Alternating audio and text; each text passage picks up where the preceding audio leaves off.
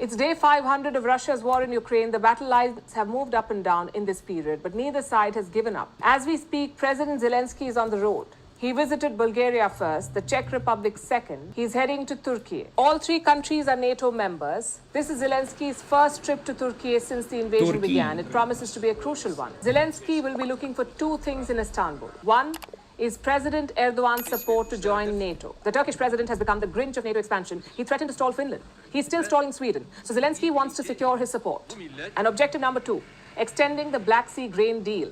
The United Nations had mediated this deal between Russia and Ukraine. Turkey played a key role in that. Under this deal, grain trade via the Black Sea resumed despite the war. But on the 17th of July, this month, the deal will expire. So Zelenskyy needs Erdogan's support to extend the deal. The hope is that Turkey can convince Russia. Now, you may have noticed that Zelenskyy... Yeah, and this is really like the slow, steady... This is our encroachment into World War III, in my opinion. Look, it's Kali Yuga. And you know I'm a spiritual teacher, and you know I'm a Hindu, and that's what Kali Yuga teaches, is that we are in the time of highest suffering. So a war, if there's going to be a World War III, now's the time, according to the Hindus. I don't want to scare anyone, but if you follow any of this politics in any real way, this is basically what the slide towards World War III looks like. Because basically, when Zelenskyy this week, he went to this NATO meeting, and he was pissed that Turkey is not letting Ukraine into NATO. Turkey is the one saying, we don't think Ukraine's ready. And I don't think any of them want Ukraine to join, because if Ukraine joins, that means World War III has begun. That means we all gotta go now, if Ukraine joins. Because if Ukraine joins, Russia's attacked them, they're part of NATO, that's just the deal. That's just how that works. And he's trying to go there and get them to join.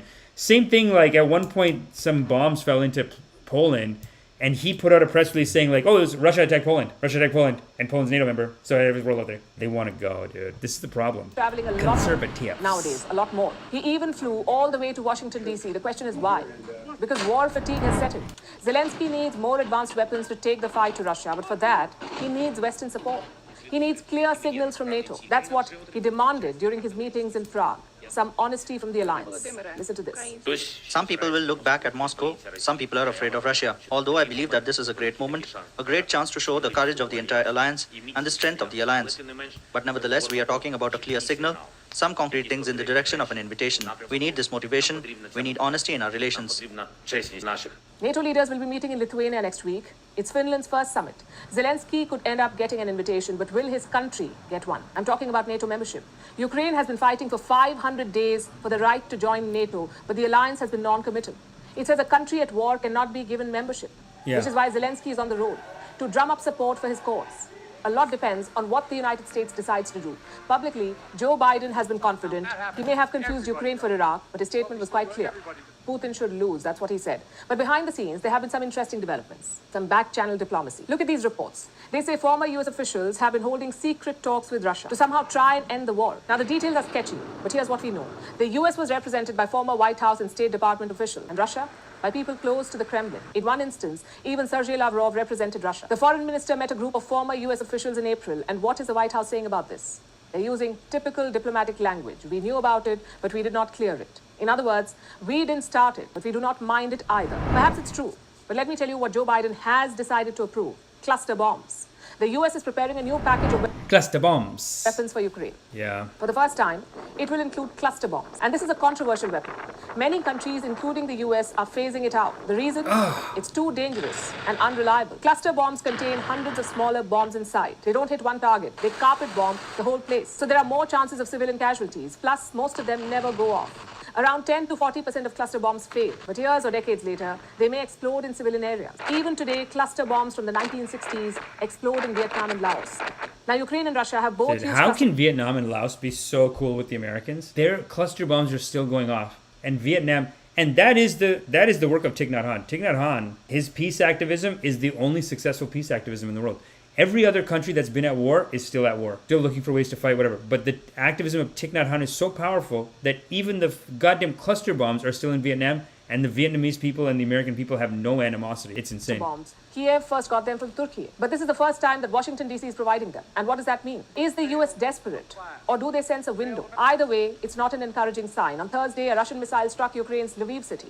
Around 10 people were killed. Yet neither side is any closer to their objectives. Ukraine has no guarantees from the NATO, and Russia is not any closer to... Balki Sharma is a voice of reason, though. She always... It's so annoying hearing American news and hearing the biased American news. She always says, this is like... She always just puts the stank on it, and that includes America for helping Ukraine this much, putting this much money into it. Of course they're fighting. Kiev. In fact, Zelenskyy is so confident. He's traveling almost every month. After 500 days, war has sort of become routine, something you wake up to and do every day. The dangerous phase in any conflict. The The US is sending cluster bombs to Ukraine. President Biden announced it as part of an $800 million weapons package to help with the counteroffensive. Mr. President, cluster munitions. Why now?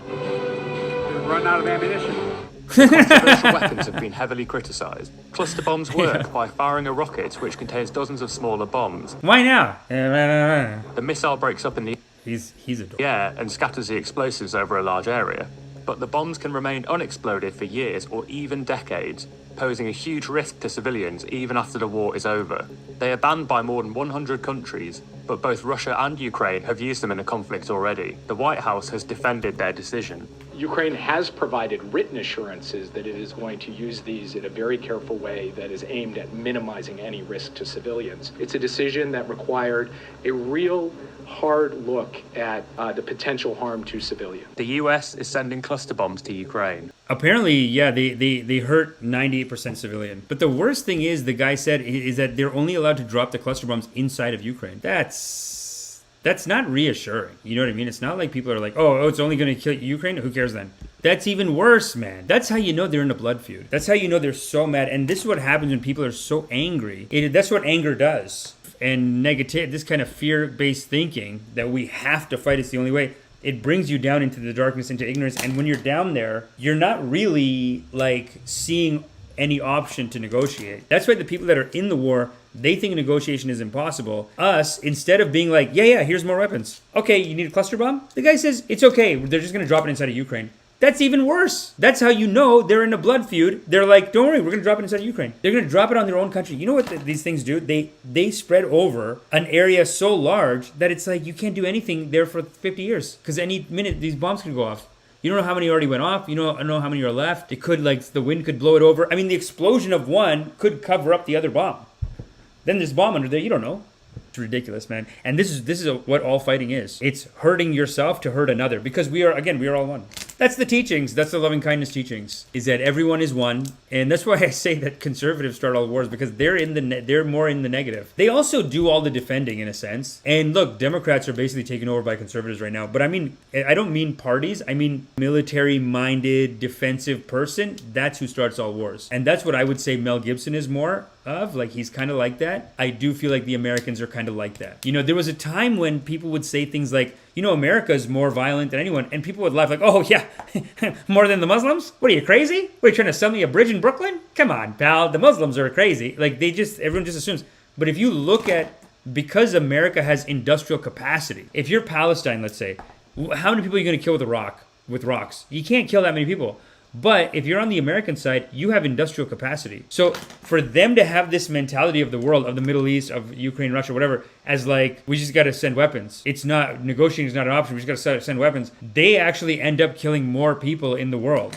And these are bad karmas for the country, you know, and if you're from there, and I think it's important that all of us speak out against it because most people are sheep. And the moral of the story is, you are loved because you are loved. Such is the nature of loving kindness. Okay? So now that I've done my karmas, make sure you do your karmas, hit the like, hit the subscribe, and sign up for meditation. Ascension is upon us, foolish. Sign up for meditation immediately. Ha!